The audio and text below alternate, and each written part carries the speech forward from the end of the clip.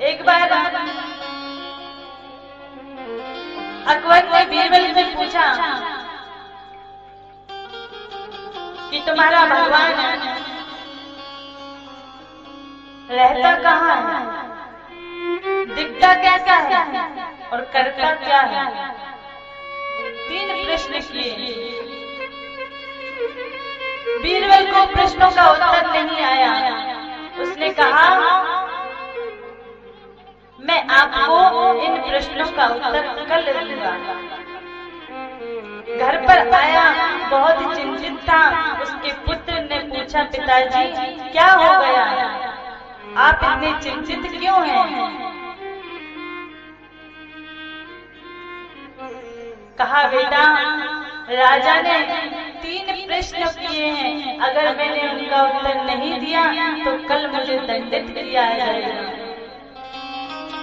बालक ने कहा पिताजी आप हमें ही बता दीजिए, हो सकता है हम कोई सहायता कर दें। बीरबल ने कहा जब वो प्रश्न को उत्तर मुझे नहीं आ रहा तो तुम्हें कैसे आएगा। पुत्र ने कहा नहीं पिताजी आप एक बार बताइए तो। बीरबल ने तीनों प्रश्नों को बताया। बालक ने कहा आप जाकर कह देना अकबर से कि इन प्रश्नों का उत्तर तो हमारे बालक दे दिया करते हैं, हमें इन प्रश्नों के उत्तर देने की आवश्यकता ही नहीं पड़ती।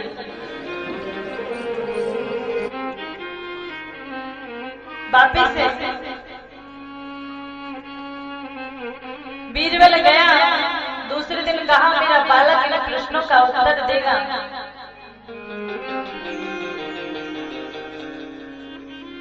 राजा साहब राज्यसभा में आए तो उस समय वह बालक भी आ गया।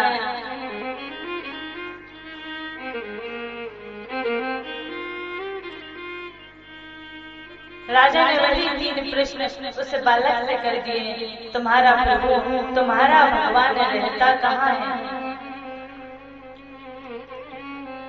बालक ने कहा हमारे भारत में ऐसी परंपरा है, कोई व्यक्ति आए तो पहले उसका आतिथ्य सत्कार किया जाता है, तो आप पहले हमारा आतिथ्य सत्कार कीजिए,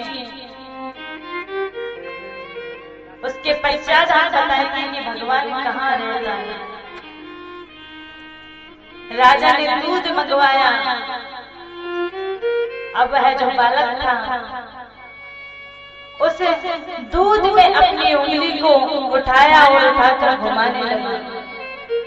राजा ने कहा दूध तो हम पिलाने के लिए लेकर आए थे कि इसको पी लो, और तुम तो उसमें उंगली घुमाए जा रहे, क्या ढूंढ रहे हो। तो उस बालक ने कहा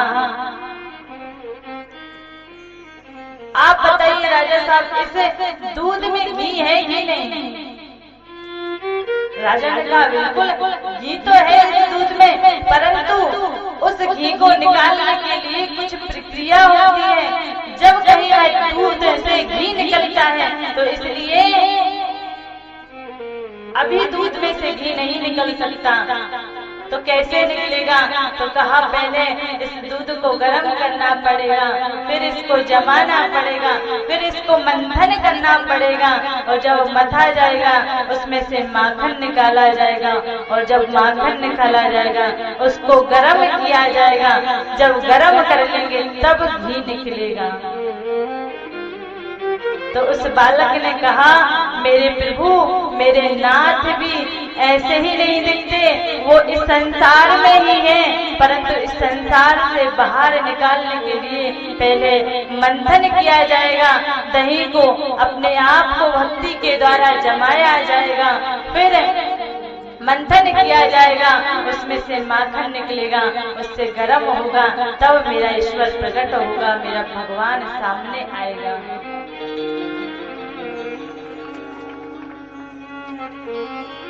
जब एक साधारण घी निकालने के लिए इतनी सारी प्रक्रिया करनी पड़ती है, तो फिर वो भगवान को निकालने के लिए, भगवान को प्रकट करने क्या कुछ मेहनत नहीं करनी पड़ेगी? अवश्य करनी पड़ेगी।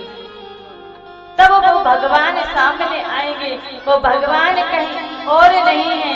मोको कहा ढूंढे रे बंदे, मैं तो तेरे पास में ना तीरथ में।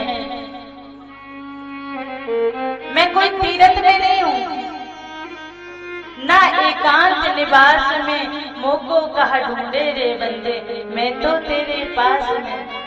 वो भगवान को ईश्वर कहीं नहीं है। वो भगवान हमारे ही हृदय में बैठे हुए हैं। भारत के कंकड़ कंकड़ में शंकर है। भगवान हमारे ही पास हैं। बस केवल मात्र हमें उन्हें प्रकट करना है, उन्हें सामने लाना है। भगवान कहीं गए तो ना है। हमारे आत्म स्वरूप है भगवान। राजा ने कहा ठीक है, दूसरा प्रश्न बताओ, भगवान दिखता कैसा है? उस बालक ने कहा, हमारा भगवान दिखता कैसा है? उसके इतने अनंत रूप हैं कि धूल के कण गिने जा सकते हैं, पर भगवान के रूपों को नहीं गिना जा सकता। दूध को एक प्लेट में डाल दिया, कहा बताओ ये दूध कैसे आकार का, ये दूध कैसा दिखता है? कहा इसका कोई आकार नहीं है, ये तो प्लेट जैसा डल गया, इसलिए प्लेट का दूध हो गया। गिलास में डाला, गिलास का दूध हो गया। तो फिर वैसे ही हमारे प्रभु हैं, हमारे भगवान हैं, उनका कोई आकार नहीं है। जिस रूप में भक्त भजते हैं, भक्त पुकारते हैं, भगवान उसी रूप में आ जाते हैं, उसी रूप में आ जाते हैं। वो करता क्या है? तो कहा प्रभु वो क्या करता है? अरे मैं गुरु हूँ और तुम मेरे शिष्य हो। मैं आपको अभी उपदेश दे रहा हूँ। आप मुझसे ऊंचे सिंहासन पर बैठे हो और मैं नीचे सिंहासन पर बैठा हूँ, इसलिए पहले मुझे ऊंचे सिंहासन पर बिठाओ, उसके बाद प्रश्न करना। राजा उतरा और उतरकर उसने उस बालक को अपने राज सिंहासन पर बिठा दिया और स्वयं हाथ जोड़कर खड़े हो गया। बालक ने कहा यही तो प्रश्न का उत्तर है, यही तो प्रश्न का उत्तर है। 1 मिनट में वो राजा से रंग और रंग से राजा कर सकता है, 1 मिनट में।